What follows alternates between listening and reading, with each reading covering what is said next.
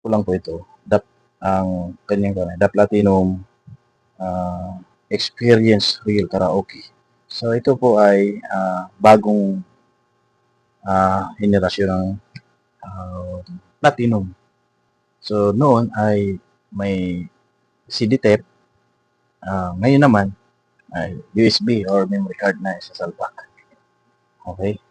So kung makikita natin dito, ayan, wala siyang disk. So yan lang, board, tapakan ng USB o power supply. So bali ang problem pala nito ay power. Nagbi-blink pag on dito sa power, nag-blink ang display tapos maya-maya namamatay. Minsan nag-o-on yun dito, hindi umiilaw dito. So ngayon, ang ginagawa natin, hindi ko kasi na-videohan to, pero i-share ko pa rin para sa ating mga baguhan lamang na sumasabay-bay sa ating YouTube channel. Makakatulong din tayo kung sakali maka-encounter din po sa kayong ganito ang problem. So, ganito po ang ginagawa natin. Una, ang power po ang problema nito. Power. So, namamatay. Gumagana, minsan namamatay. So, yun. Ang ginagawa natin, pinapalitan natin itong mga pinapalitan natin itong kapasitor. Ito, isa, dalawa, tatlo, apat, lima, anim, pito.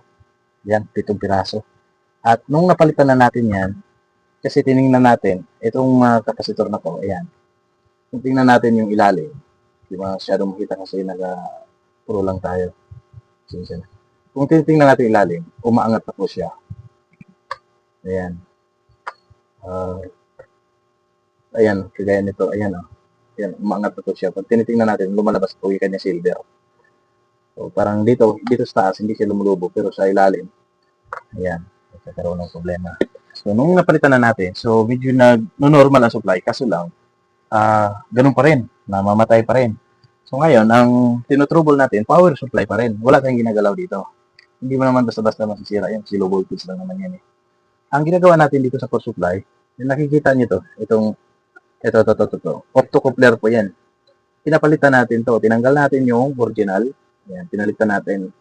Yan, optocoupler, bali, apat yung paan niya. Hindi po yan pwedeng baliktad ha, mayroon po yan positive. Itong mayroong tuldok, ayan. So, ayan, ang nangyayari, mayroon na siyang power. Saksak natin. Yan lang po yung ginagawa natin. Ayan, saksak natin sa 220. Ayan. Kung makikita natin dito, ayan, magpupula na siya. Ayan, ayan. Ganyan lang yung problema kanina. Tapos, namamatay. Ngayon, pag pinipindot natin kanina, lumalabas yung display, hindi kayang isusupplyan dito, namamatay na ulit. So, ayan. Pag pinindot natin ito, ayan, lalabas na agad. Ganun lang ang ginagawa natin doon. So, ganun kadali, dito trouble yung mga ganito. Yan, mayroon na siya. Hindi lang natin matisting dahil sasalpakan pa ata ito ng USB na may naka-record na o naka-download na ng mga sounds at may sumbok din pa ito. Okay? Ganun lang po ang ginagawa natin. So, solusyon. Hindi po natin na-videohan kanina. Gawa ng, yun nga, medyo busy. At saka maingay dito. Ngayon lang medyo tumahimik. At ayan, ito, pinakalitan natin lahat. Normal na siya. So, back to video okay na ulit. Okay, maraming salamat po sa inyo at sa ating mga nakapagsubaybay sa ating YouTube channel. Pakisubscribe na din po sa mga baguhan lang sa ating YouTube. Pang ma-updated po kayo sa ating isusunod natin i-upload at may matutunan pa po kayo. Maraming salamat.